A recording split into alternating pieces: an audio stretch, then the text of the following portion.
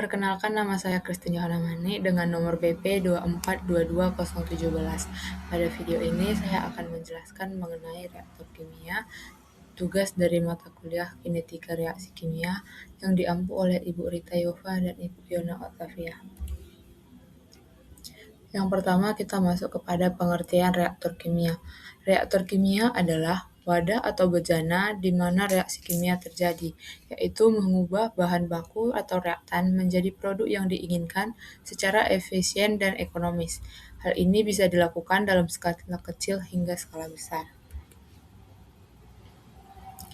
Jenis-jenis reaktor kimia dapat dibagi berdasarkan beberapa hal. Yang pertama, berdasarkan bentuk. Berdasarkan bentuk, reaktor kimia dapat dibagi menjadi dua, yaitu reaktor tangki dan reaktor pipa. Reaktor tangki adalah reaktor yang berbentuk seperti tangki. Contohnya itu reaktor tangki berpengadu kontinu atau CSTR dan reaktor bed. Selanjutnya, reaktor pipa ialah reaktor yang berbentuk pipa. Contohnya yaitu PFR dan fixed bed. Kemudian ada jenis-jenis reaktor berdasarkan proses pengoperasiannya. Yang pertama, reaktor tangki berpengadu atau CSTR, yaitu reaktor yang berbentuk bejana yang dilengkapi dengan pengadu, jaket pemanas atau pendingin, ataupun koil, sehingga campuran reaktan di dalam reaktor selalu homogen. Kelebihan dari reaktor CSTR ini ialah mudah mengontrol suhu reaksinya, pencampuran reaktan baik, cocok untuk reaksi fase cair, dan mudah dioperasikan serta dibersihkan. Sedangkan kekurangannya itu konversi lebih rendah dibanding PFR untuk volume yang sama, membutuhkan volume besar untuk konversi tinggi, dan kurang efisien untuk reaksi yang sangat cepat. Kemudian ada reaktor bed. Reaktor bed adalah reaktor yang bekerja dengan sistem satu siklus, di mana suatu bahan dimasukkan, bereaksi dalam waktu tertentu, lalu produk dikeluarkan.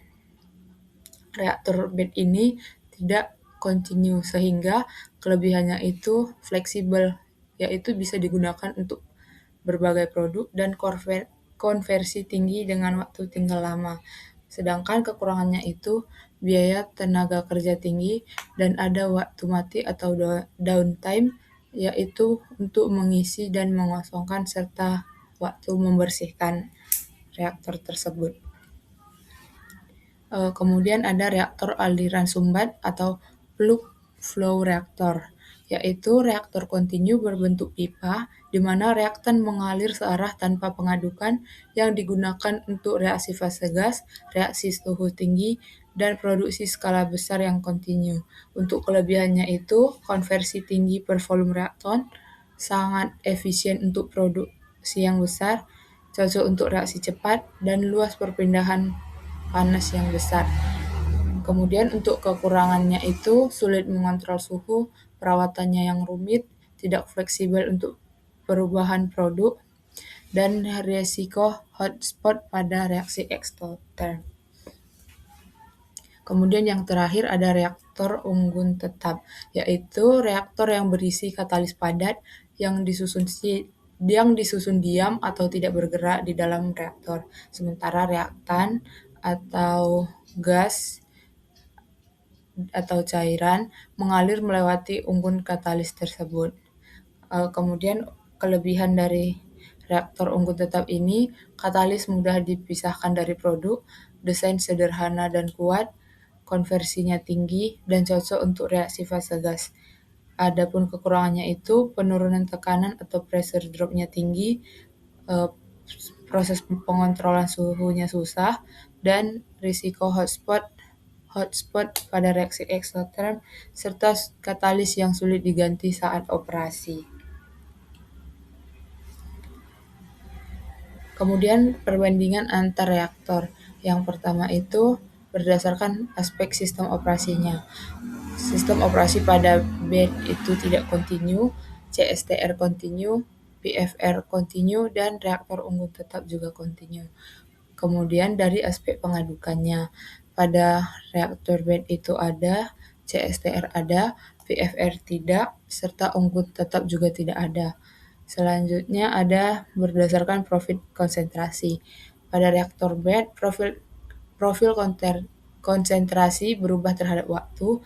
Pada CSTR seragam, PFR berubah sepanjang pipa, dan unggun tetap berubah sepanjang unggun. Untuk konversinya itu, pada reaktor bed tinggi, CSTR sedang, PFR dan unggun juga tinggi. Kemudian untuk kontrol suhunya pada reaktor bed dan CSTR mudah, sedangkan pada PFR dan unggun tetap sulit. Yang terakhir itu ada pada aplikasi utama. Aplikasi utama pada reaktor bed itu farmasi dan riset, CSTR itu cair dan biologis, PFR gas dan skala besar, dan unggun tetap pada reaksi katalitik.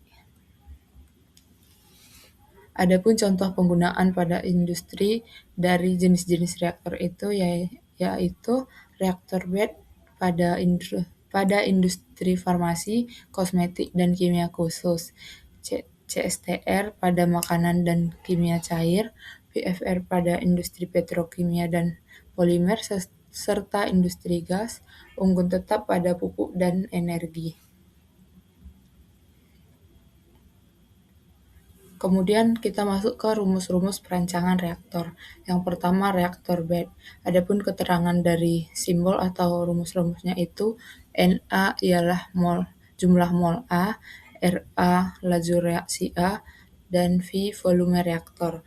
Untuk reaktor CSTR itu V ialah volume reaktor, FAO adalah laju alir mol A masuk, X konversi reaktan, dan Ra laju reaksi A.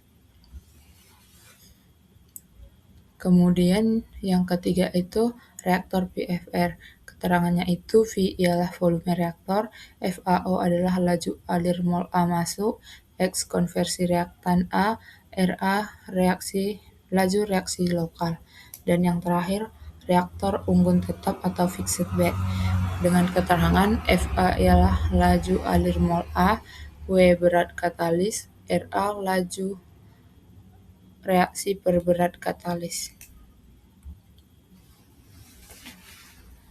Yang terakhir itu ada hubungan laju reaksi dengan volume. Di sini ada contoh dari suatu kondisi dengan dua kasus. Pada kasus pertama, laju reaksinya cepat dengan waktu tinggal yang singkat dan volume reaktornya kecil. Pada kasus kedua, laju reaksi lambat, waktu tinggal lama, dan volume reaktor besar. Kenapa hal ini bisa terjadi?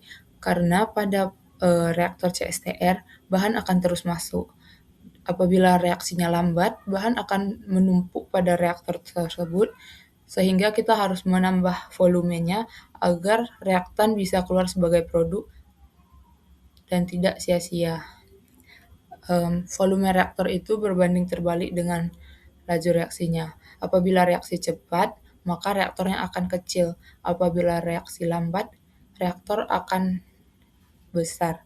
Karena kita harus membuat reaktor lebih besar agar mampu menampung reaktan supaya bisa menjadi produk.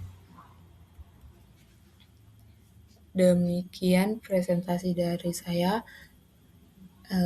Sekian, terima kasih.